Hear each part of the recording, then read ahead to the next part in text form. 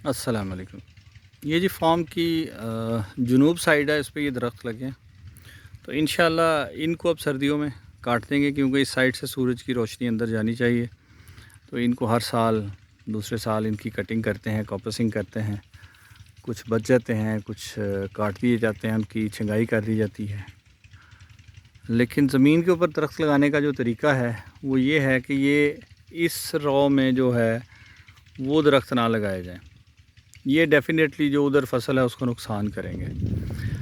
لیکن اگر آپ اس کو، یہ شرکن گربن بنے گا نا، یہ شرکن گربن مشرق ادھر ہے، مغرب ادھر ہے، تو سورج ادھر سے گھوم کے جاتا ہے، تو اس سائڈ پہ اس کے سایہ رہے گا۔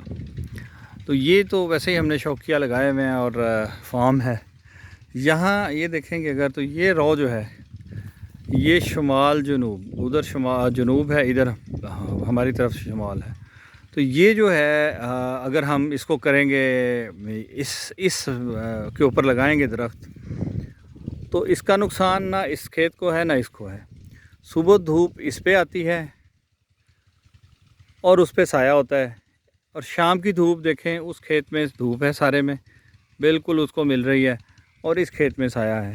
تو دن میں پراپر جتنی کی ضرورت ہے روشنی کی اور دھوپ کی، ڈائریکٹ سن لائٹ کی، وہ ان دونوں کھیتوں کو ملتی ہے۔ اور یہ درخت جو ہیں یہ بالکل نقصان نہیں دیتے فصل کو، بلکہ یہ فائدہ مند ہوتے ہیں کہ اس کے اوپر جو پرندے بیٹھتے ہیں، بیٹیں کرتے ہیں، وہ نیچے گرتی ہیں تو وہ کھاد بنتی ہیں۔ اس کے علاوہ اس کے طریقہ کار یہ ہوتا ہے کہ یہ جو برڈز بیٹھتے ہیں، وہ پھر وہ جو بیماری ہوتی ہے، جو کیڑا مکوڑا اس کو حملہ کرتا ہے فصلوں کو، اس کو بھی وہ کنٹرول کرتے ہیں اور وہ کیڑے کھاتی ہیں۔ تو اب باقی وہ پیچھے جو بہت لمبی لائن نظر آ رہی ہے، وہ ایک سڑک کے ساتھ پودے لگے ہوئے ہیں۔ ادروائز آپ کو بہت کم پودے نظر آئیں گے، درخت بہت کم نظر آئیں گے، لیکن پھر بھی ہمارے علاقے میں لوگوں نے لگائے ہیں، اور بہت ساری جگہوں پہ تو لوگوں نے پوری زمین آپ کو نظر آئے گی، کوئی درخت نہیں ہوگا۔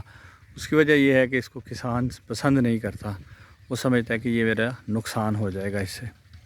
لیکن اگر آپ ترتیب اپنی بنا لیں اور اس کو سمجھداری سے لگائیں تو درخت بہت بڑا سرمایہ ہے، زمین کا زیور بھی ہیں، اور کسان کے مشکل وقت میں کام آنے کے لیے ایک بہت بڑی ایک انویسٹمنٹ بھی ہے، جو کہ جس وقت آپ اس کو سمجھیں کہ اب ہمیں کوئی ضرورت ہے تو یکمشت آپ درخت کاٹ کے اپنی ضرورت پوری کر سکتے ہیں۔